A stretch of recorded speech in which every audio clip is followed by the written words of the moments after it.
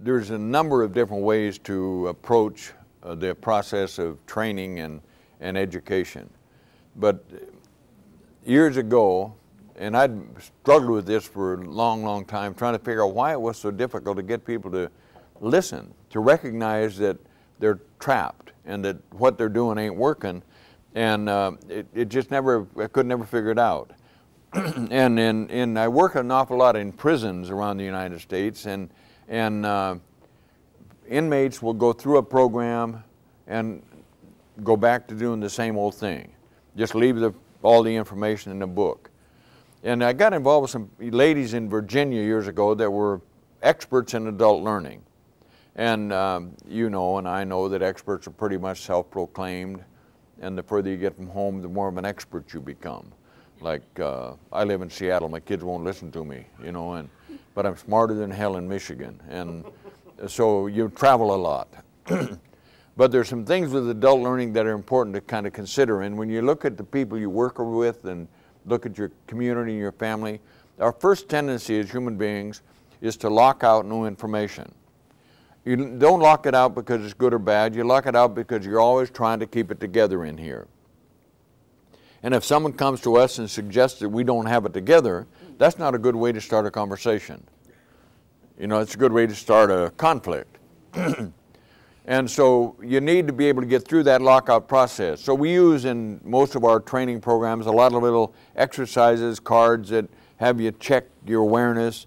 And, you know, some people use humor, you know, and a little girl was, mama got sick and her daddy was ill and lost his job and they were destitute, and she wrote a letter to God and sent the letter, said, my mama's sick, daddy lost his job, could you send us $100? Mailed a letter to God, and it wound up on the Postmaster General's office in Washington, D.C. And he opened the letter and read it from this little girl and touched his heart a little bit. So he took a $5 bill out, put it in an envelope, sent it back to this young woman from the Postmaster General. And she got the letter and opened it up and got the $5 bill, and then she wrote another letter to God. She said, "Dear God, the next time you send me $100, don't send it through Washington, D.C." And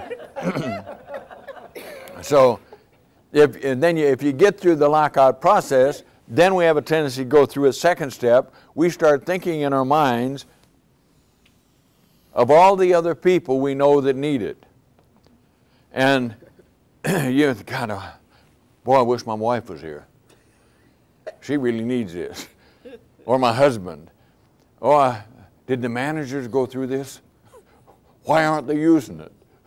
You know, and so we always are thinking about other people. I used to do a program, and it was a nice hotel. It was a 2-week program, and a lot of people bring their spouse, and I would be in to teach my session. At the first break, somebody would get out on the house phone and call their spouse.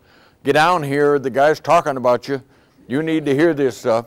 So we're always thinking about other people. And then the third step is, in adult learning, is where it really takes place. It's a process of self-discovery. If you create a non-threatening learning experience, people begin to discover things that make sense to them, but they discover it themselves. And when they discover it, they own it. And so this process is an adult learning model that's based on self-discovery. There is no right and wrongs in it. There is no, this is the only way to do it. It's, does it work for you? And you discover things that work for you and you start using it. And so, you know, that's important to understand, because we have a tendency to force people to go to programs.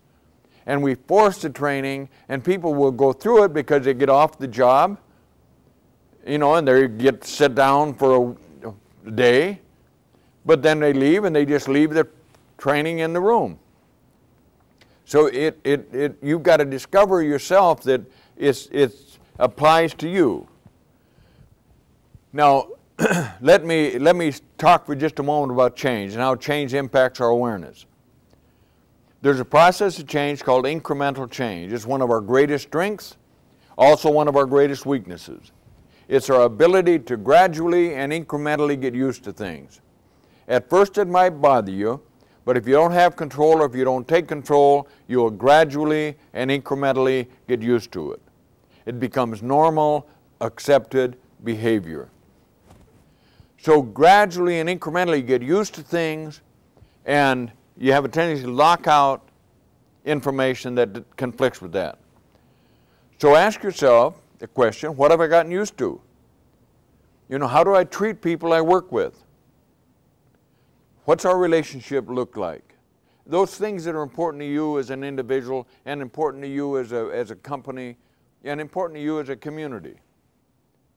Because when we get used to it, we just kind of lock out our environment, and things just take place without our awareness.